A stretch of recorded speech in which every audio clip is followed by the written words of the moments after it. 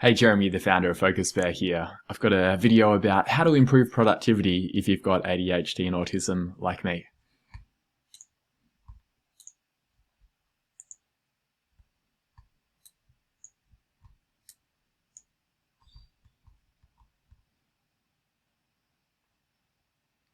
Before I get started, I want to give a preface, which is that productivity tactics are pretty individual and what works for me might not work for you. But the key point is to try them out, because if your current strategies aren't working, then it's worth mixing it up. And it may be that even if they are working right now, they won't work forever. So try out something different instead.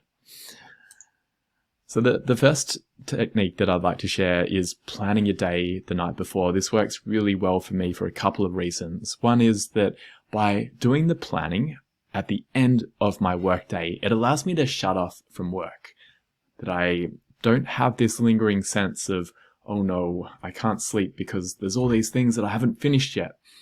I'm able to let it go because I've done the planning and I've figured out, okay, I didn't finish that report today, but I can do it tomorrow and it's going to be all right. And I've got it written down so I don't have to stress about it.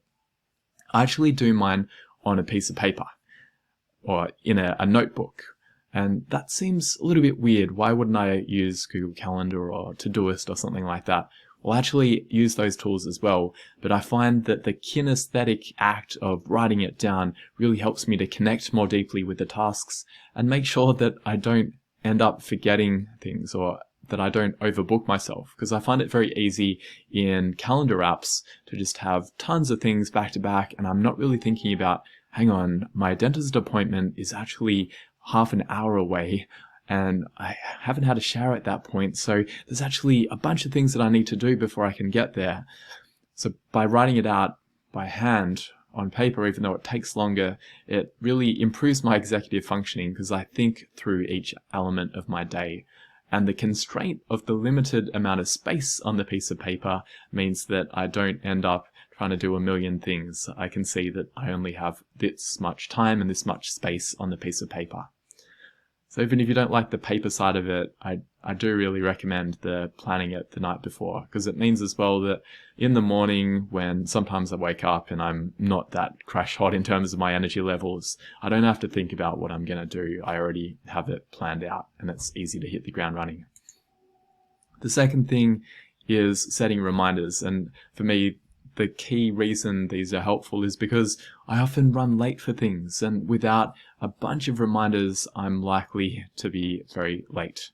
And I'm likely to forget tasks, like going and buying some eggs from the supermarket.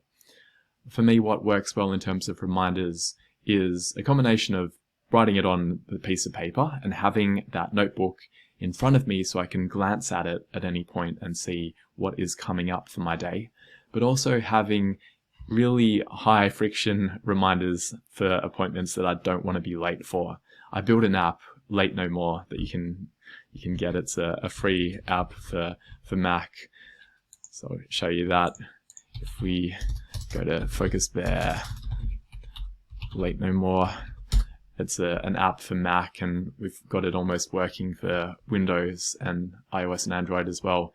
And basically what it does is instead of those notifications that are super easy to ignore from the calendar app on Mac, it pops it up on the screen and it changes the emoji as the time gets faster. So the motion grabs my attention, and it also actually does verbal announcements. So when it's 30 seconds before the appointment, it starts reading it out with a Siri voice so that I definitely don't forget. Try something like that for yourself, maybe even alarms on your phone, but I find it annoying to set up alarms each time. So that's why I built Late No More, and it's going to work the same on the phone too. The other technique that is helpful is breaking up work and rest. You might be familiar with the Pomodoro technique, where you do 25 minutes of work and then 5 minutes of rest. I really like that. I sometimes do 50 minutes on, 10 minutes off. The key thing from my experience is to actually take the breaks off.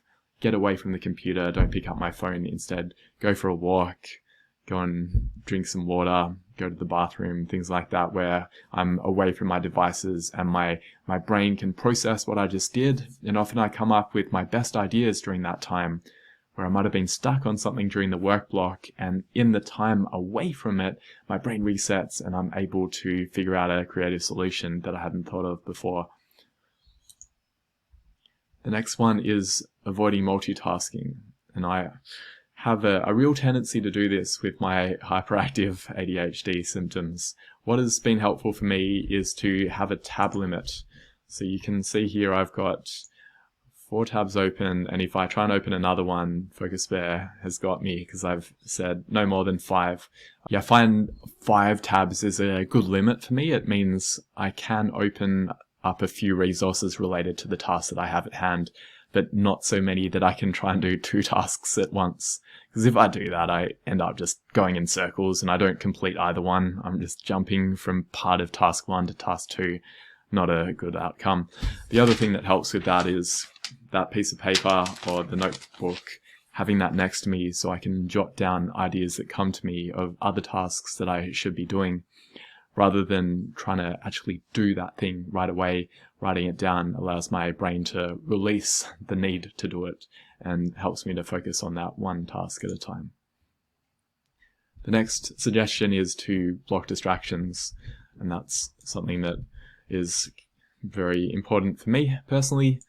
So with Focus Bear, not only does it have the tab limit, but it also has distraction blocking. It can be done blocking, where I've said certain websites like ABC, which is a news website, is super distracting and it'll immediately block it. But then there's also other things where if I go and look up the presidential debate, and there's probably some obscure news websites, if I scroll way down, if I go to this one here, Scientific American, I don't have that blocked. But if I open it up, we'll see that Focus Bear notices that presidential debates are not related to my focus mode.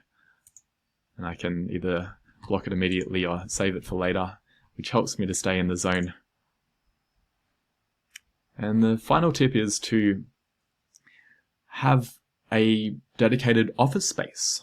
I've got that at home. Maybe you don't have a whole room, but maybe a nook or a corner where it's devoted to work and not to watching Netflix or playing video games, other stuff, so that when you arrive in that place, you know that your body knows that this is time to get stuff done.